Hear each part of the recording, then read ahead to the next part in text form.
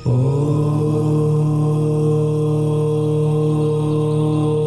हम अपने प्रोग्राम की शुरुआत करते हैं और हम आपसे पूछ लेते हैं कन्या लगन के विषय में, जिसके बारे में हम मतलब आपसे लगातार कुछ न कुछ लगन के विषय में जानते ही आ रहे हैं। तो आज कन्या लगन के बारे में आप क्या जानकारी देंगे, बताइए। योगिता जी, कन्या लगन के जो जातक हुआ करते हैं ये थोड़े से लंबे कद के होते हैं, उच्च अभिलाषी होते हैं, दयालु होते हैं, लेकिन किसी कार्य को करने के लिए दो तरह से अलग अलग सोचते हैं या दो कामों को एक साथ अपने हाथ में लेने की कोशिश करते हैं, जिससे थोड़ी सी प्रॉब्लम क्रिएट होती है। अगर वो इस आदत को अपनी थोड़ी सी छोड़ दें तो मैं समझता हूँ कि जीवन में काफ़ी उन्नति कर सकते हैं। बहुत बढ़िया, बहुत अच्छी आपने उनके पर्सनैलिटी ट्रेट्स के बारे में हमें बता दिया। अब योग के विषय में चूंकि हम आपसे हमेशा रिक्वेस्ट करते हैं कि किसी योग के बारे में बताइए, तो आज किस योग की बारी है? आज योगिता जी एक योग का नाम होता है समुद्र योग जी। ऐसे व्यक्ति की कुंडली में अगर सेकंड हाउस से लगातार सारे ग्रह 2, 4, 8, 10 और 12 यानी कि सम राशियों में आ जाएं, विषम राशि में ना हो, तो ऐसे व्यक्तियों को हम बोलते हैं कि ये आदमी समुद्री योग में पैदा हुआ या समुद्री योग की कुंडली है। ऐसे व्यक्ति धनवान हुआ करते हैं, दयालु हुआ करते हैं, और आप इसको ऐसा मान सकते हैं कि जातक काफ़ी धनी व्यक्ति हुआ करते हैं ऐसे। जी। और अगर किसी कुंडली में ऐसा है तो वो देखकर समझ सकता है अपनी कुंडली के बारे में। बहुत बढ़िया, लेकिन चूंकि आपने समुद्री योग का नाम लिया तो मुझे लगा कि शायद समुद्र से धन कमाएंगे। इसमें आदमी कई दफा मैंने देखा है कि धार्मिक ग्रंथों का ज्ञाता भी होता है। अरे वाह। जो एक बात रह गई थी वो मैंने आपको बताई है कि आदमी धार्मिक ग्रंथों का ज्ञाता और दयालु हुआ करता है। बहुत बढ़िया, लेकिन इसके नाम से मैं भ्रमित हो गई थी। मुझे लगा था कि शायद समुद्र से आप कुछ योग बताएंगे कि समुद्र से धन कमाने का। नहीं, वो पीछे हमने एक प्रोग्राम रखा था, इसका नाम था नौका योग। नौका योग, ऐसे व्यक्ति समुद्री चीजों से धन कमाया करते हैं। बहुत बढ़िया, आपने बहुत अच्छी जानकारी दी। क्या ऐसा होता है कि किसी की मैरिड लाइफ जो बहुत ही प्रॉब्लम्स वाली होती, बहुत ज्यादा, जिसमें लगता ही नहीं है कि पति पत्नी साथ अपना कुछ वक्त आगे बिता पाएंगे, उनकी जिंदगी में कुछ ऐसी दशांतर दशा आती है जिसमें लोग नॉर्मल हो जाते हैं? देखिए योगिता जी, कुंडली को मिलाकर शादी करना एक अलग बात है और जीवन को यापन करना एक अलग बात है। मान लीजिए किसी दो कुंडली हमने मिलाई और वो अच्छे 28 गुण मिल गए और शादी हमने कर दी, लेकिन ठीक शादी के बाद में उस बच्चे की 12वें घर की कोई नीच ग्रह की महादशा चल गई तो सब कुछ बदल जाएगा।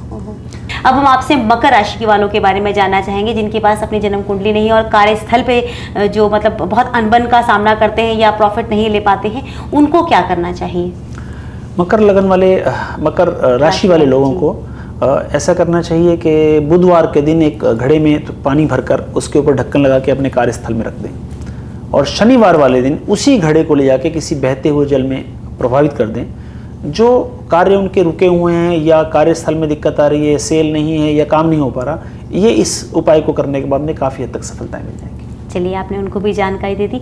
अब ये बताइए कि अगर कोई नया मकान खरीदना चाहता है तो उसे क्या प्रिकॉशंस लेने चाहिए, क्योंकि खरीदने के बाद अगर समस्याएं आ गई तो बहुत मुसीबत हो जाएगी। तो हम चाहते हैं कि पहले ही वो प्रिकॉशंस ले लें ताकि वो जो कहावत है ना, prevention is better than cure, वो वाली स्थिति रहे सबके साथ। देखिए, जनरल तौर पर अगर माना जाए तो दो चीज़ों का ध्यान रखना अपने घर को खरीदते वक्त ध्यान रखना चाहिए।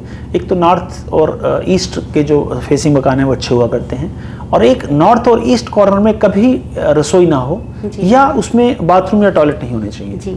एक बात ये, इस बात का विशेष तौर से ध्यान रखें और कोशिश ऐसा मकान लेने की करें। मैंने देखा आजकल दिल्ली में कई जगह मैं देख रहा हूँ जिन कॉलोनियों में कि सड़कें ऊपर हैं और मकान नीचे हो चुके हैं, सड़कें बनते बनते ऊपर आ गई हैं। ऐसे मकान लेने से थोड़ा सा लक्ष्मी का अभाव रहा करता है। अगर ऐसे मकान को नया क्योंकि खरीदना है, ऑप्शन है, तो अवॉइड करें तो ज़्यादा बेटर रहेगा। लेकिन आप जैसे चूंकि आपने खुद ही कहा है कि सड़कें बनते बनते ऊपर आ रहे थे, तो दिल्ली में बहुत सारे लोग ऐसे हैं जिनके घर पहले तो बहुत ऊंचाई पर थे, अब सड़कों की वजह से वो लेवल पे आ गए हैं या फिर वो नीचे हो गए हैं, उन्हें क्या करना चाहिए?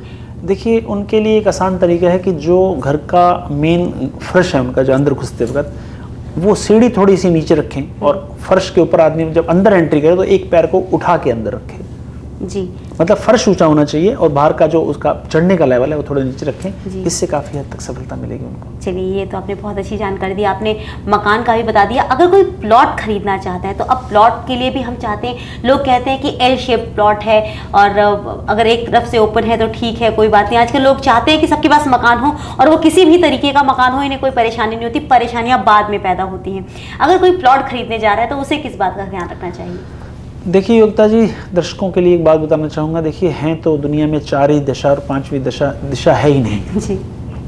25% व्यक्ति एक दिशा में रहते हैं दुनिया के। इसलिए दशा का अगर कोई ऑप्शन आपके पास है खरीदने के लिए और आप नया खरीद रहे हैं तो कोशिश करिए ईस्ट या नॉर्थ फेसिंग का आप प्लॉट ले सकते हैं। लेकिन ऐसा नहीं है कि अगर आप वेस्ट फेसिंग का लेते हैं तो आप कोई गरीब हो जाएंगे, ऐसा नहीं है। ये निर्धारण करता है आपकी जन्म कुंडली की दशा, अंतर्दशा और महादशा पर। अगर जन्म कुंडली ठीक प्रकार से है और दशाएं अच्छी चल रही हैं, आप ऊपर रहें, नीचे रहें, बेसमेंट में रहें, नॉर्थ फेसिंग रहें, साउथ फेसिंग रहें, सब कुछ स्मूथ चलेगा। लेकिन अगर दशाएं खराब हैं तो ईस्ट फेसिंग होने के बाद भी आपको प्रॉब्लम आ सकती है। जैसे कमजोर बच्चे को सबसे पहले बीमारी घेरती है। बिल्कुल सही कहा आपने। तो जब भी हम मकान बनाएं, इंडिविजुअल जो रूम बन रहे हैं उसके अंदर उसकी वास्तु बिल्कुल ठीक रखें। ये तो आपने कहाँ सोना है, कैसे सोना है, किधर सिर करना है, रसोई की डायरेक्शन क्या होनी चाहिए, ये आप इनर रूप से अगर उसको काफी हद तक ठीक रखते हैं तो मैं समझता हूँ कि साउथ फेसिंग या वेस्ट फेसिंग वाले मकान भी कोई दिक्कत नहीं करा करते। जैसे हमने अपने पिछले प्रोग्राम में आपको साउथ फेसिंग मकान के बारे में बताया था कि एक लाल मुंह वाला बंदर अपने ड्राइंग रूम में रख दें तो दोष ठीक होता है। और वेस्ट फेसिंग वालों को हमने बताया था कि एक जो सुराई रखें जिसका मुंह बाहर निकला होता है, लंबे मुंह वाली, और फेस उसका जो है गेट की तरफ करके रख दें तो वास्तु दोष खत्म हो जाया करता है। तो इसलिए उसमें घबराने की जरूरत नहीं है, लेकिन इंडिविजुअल कमरों की वास्तु जो है वो बिल्कुल ठीक रखनी चाहिए। बहुत बढ़िया, बहुत अच्छी जानकारी आपने दी है। आज की आपकी सभी जानकारियों के लिए आपका बहुत बहुत धन्यवाद प्रकाश जी। नमस्कार।